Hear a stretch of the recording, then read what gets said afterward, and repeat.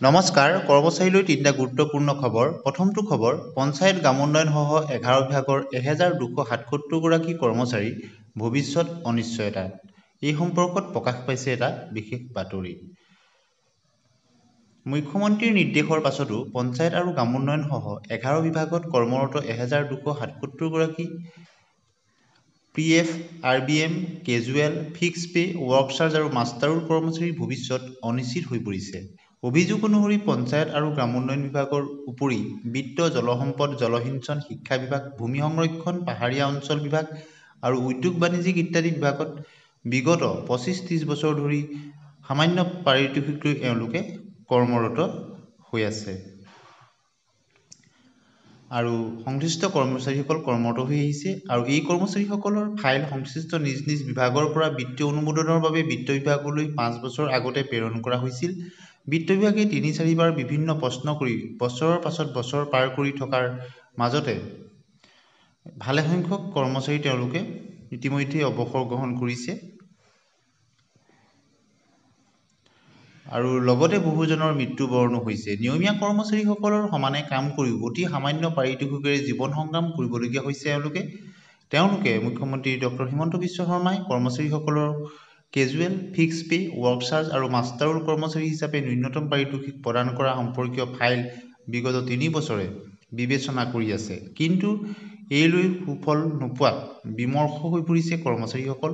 এই কৰ্মচাৰীসকলৰ সংগঠনে সদৰি কৰি অহা অনুসৰি 1277 গৰাকী কৰ্মচাৰীৰ ফাইল তেওঁলোকে 18 ডিচেম্বৰৰ পৰা মুখ্যমন্ত্ৰীৰ কাৰ্যালয়তে ওলমি ৰৈছে। কৰ্মচাৰীসকলে মুখ্যমন্ত্ৰীৰ লগত বিভাগীয় মন্ত্ৰীসকলৰ লগত এই সম্পৰ্কত হেস্তনেস্ত কৰাৰ আহ্বান জনাইছে। তদুপৰি মুখ্যমন্ত্ৰীৰ নিৰ্দেশৰ পাছতো বিত্ত বিভাগৰ বিষয়াসকলে অস্থায়ী হ'লেও কৰ্মচাৰী হিচাপে গণ্য নকৰাত দুখ ব্যক্ত কৰে।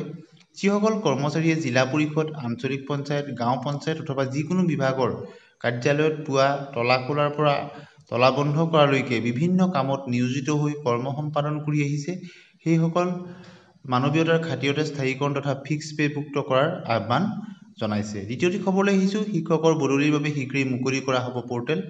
বদলীকৰণ প্ৰক্ৰিয়া গৰম বন্ধৰ সময়ছোৱাতহে সম্পন্ন হ'ব। আকস্মিকভাৱে মৃত্যু হোৱা ঠিকাভিত্তিক শিক্ষকৰ প্ৰতিটো পৰিয়ালক 5 লাখকৈ বিত্তীয় সাহায্য প্ৰদান। এই সম্পৰ্কত এটা খবৰ আহিছে যে প্ৰাদেশিকৃত বিদ্যালয়সমূহৰ শিক্ষকৰ বদলীকৰণ প্ৰক্ৰিয়া বন্ধ হৈ থকা কেন্দ্ৰ কৰি শিক্ষক সমাজত চলি থকা অসন্তুষ্টিৰ মাজতে শিক্ষামন্ত্ৰী ডক্টৰ অনুজ পেগুৱে ঘোষণা কৰে যে অচিৰেই মুকলি হ'ব বদলীকৰণৰ প্ৰক্ৰিয়া। আৰু শিক্ষক হিচাপে মহানগৰীৰ এখন বিদ্যালয়ত উপস্থিত হোৱা শিক্ষামন্ত্ৰীগৰাকীয়ে সংবাদ মাধ্যমৰ আগত কয় যে বদলীকৰণৰ বিষয়টো শিক্ষা বিভাগে গুৰুত্ব সহকাৰে গ্ৰহণ কৰি আহিছে। ইতিমধ্যে 36,000 শিক্ষকৰ বদলীকৰণ সম্পূৰ্ণ হৈছে। আনহাতে বদলীকৰণৰ বাবে যিসকল শিক্ষকে অপেক্ষা কৰি আছে তেওঁলোকৰ বাবে অহা গৰম বন্ধৰ সময়ছোৱাত এই পৰ্টেল মুকলি কৰা হ'ব আৰু সেই সময়ছোৱাতেই পৰ্টেলৰ জৰিয়তে বদলিৰ বাবে আবেদন কৰিব পাৰিব শিক্ষকসকলে। আনহাতে জিলাৰ ভিতৰতে সমানুপাতিক হাৰত শিক্ষকৰ বদলিৰ ব্যৱস্থা অব্যাহত থকা বুলিও শিক্ষামন্ত্ৰীগৰাকীয়ে জানিবলৈ দিয়ে। ইফালে গুণোৎসৱ চলি থকাৰ মাজতে বহু বিদ্যালয়ৰ শিক্ষক নথকা বিষয়টোক লৈ তেওঁ যথেষ্ট চৰ্চা হোৱাৰ প্ৰসংগত শিক্ষামন্ত্ৰীগৰাকীয়ে কয় যে বিদ্যালয়ত শিক্ষক নথকাৰ বিষয়টো জিলা আয়ুক্তসকলক অৱগত কৰা হৈছে আৰু ব্যৱস্থা ল'বলৈও নিৰ্দেশ দিয়া হৈছে। মন কৰিবলগীয়া যে অনিয়মীয়াভাৱে বিদ্যালয়ত উপস্থিত থকা তথা মধ্যাহ্ন ভোজন, শিক্ষাৰ্থীৰ পোচাককে ধৰি সকলো বিষয়ে দুৰ্নীতিৰ অভিযোগ উঠা ধুবুৰীৰ পাব্লিক হাইস্কুলৰ প্ৰধান শিক্ষক গুণোৎসৱৰ মাজতে নিলম্বন কৰা হৈছে। গতিকে এটা গুৰুত্বপূৰ্ণ খবৰ আহিছে। তৃতীয়টো খবৰ হৈছে অসম সাহিত্য সভাৰ 2025 চনৰ অধিৱেশনত অংশগ্ৰহণ কৰাৰ কাৰণে কৰ্মচাৰীসকলক অসম চৰকাৰে বিশেষ আকস্মিক ছুটি প্ৰদান কৰিছে।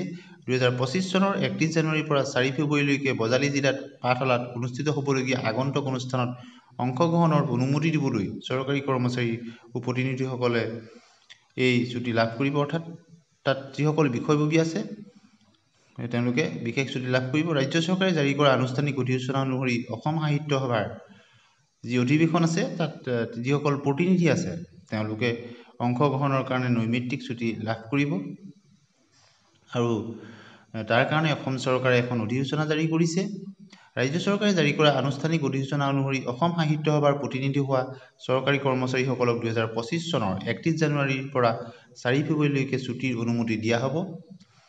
আৰু অধিসূচনাখনত লগতে কোৱা হৈছে যে চলি থকা পঞ্চায়ত আৰু গ্ৰাম উন্নয়ন আদি যিবিলাক বিশেষ জৰুৰী সেৱাত নিৰ্দিষ্ট তেওঁলোকে এই ক্ষেত্ৰত ছুটি নাপাব বা তেওঁলোকে আগতীয়াকৈ অনুমোদন ল'ব লাগিব।